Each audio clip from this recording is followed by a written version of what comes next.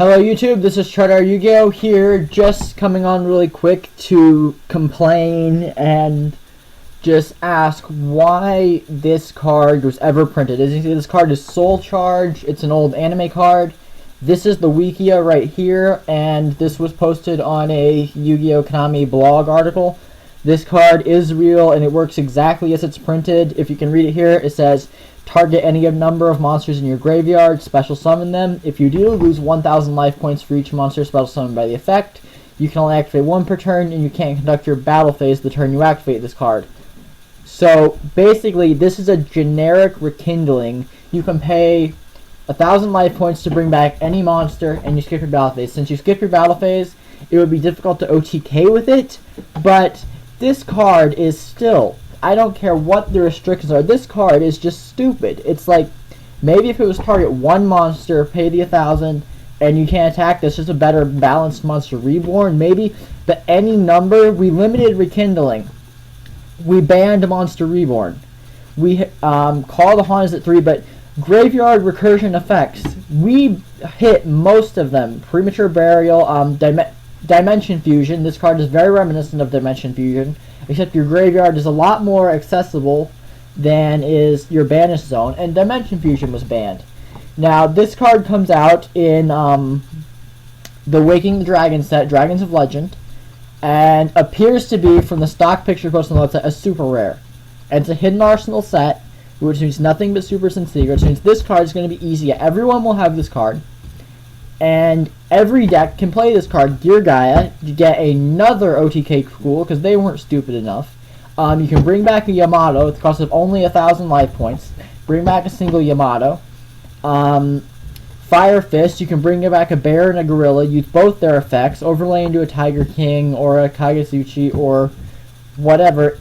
Evil Swarm, I mean, this card would be fantastic in Evil Swarm because they don't need their battle phase. I can just go bring back all my Evil Swarm monsters, including Ophions that have already been killed. Overlay, bring out more Ophions, more Exitons, bring out more, just anything I want. Ixies plays. I mean, this thing makes Pendulum Summoning look balanced. And I've been playing Pendulum Gadgets on DevPro a little bit. I haven't done a video on it yet. But I don't think Pendulum Summoning is quite as bad. But this card and cards like this, I don't get why they would do this to the game. There is nothing fun about this card. It just says you play this card, and then the next turn, like, your opponent has to have an Exiton or a Dark Hole, or you pretty much just lose the game. Like, you can go +4 with this card, lose 5,000 life points, go +4. But people with Upstart Goblin, you can get away with playing this. And why would you go +4? You just bring back 2 monsters, go into an Ixies, and spam things from there. You can go bring back a tuner and non-tuner, go Beals, that Dark Dragon that can't be targeted, can't be destroyed with battle. Infernities. Load your grave with Necromancers, bring back the Necromancers with this, use the Necromancers effects to bring back your Archfiends. Infernities just get absolutely crazy. Like, why am I even running through decks? You guys know how to play Yu-Gi-Oh! You know what decks do. This card is just stupid, and what I'm hoping, like, this card is going to be legal for Nationals. I'm hoping that they're on the Konami blog, they said that this card all the different decks can be played, including Gladiator Beasts, which why you'd go for Gladiator Beasts, but it seems like this card's going to be legal for Nationals, because we don't get a new ban list until after Nationals. So this is just going to kill Nationals, because the decks are sacky already, but with this thing, it's going to be who top decks Soul Charge first.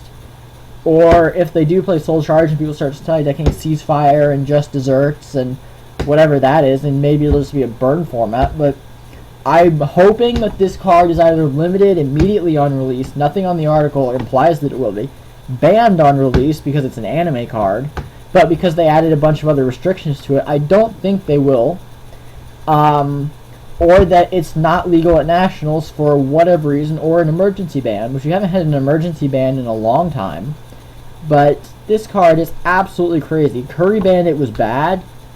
I mean, Dragons of Legend, this is just turning out to be like an insanely broken set. And summer formats are usually broken, admittedly, but that really sucks. and we don't really have many regionals around my area in the summers, so it doesn't affect us too much.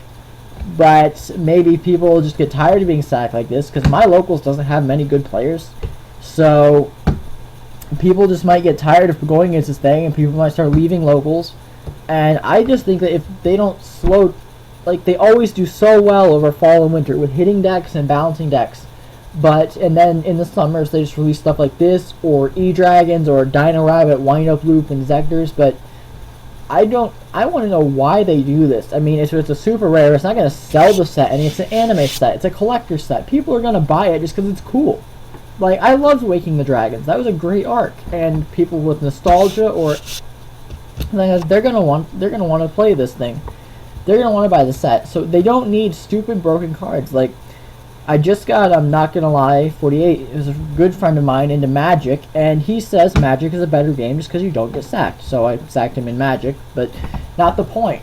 It's just like cards like this just make the game not fun.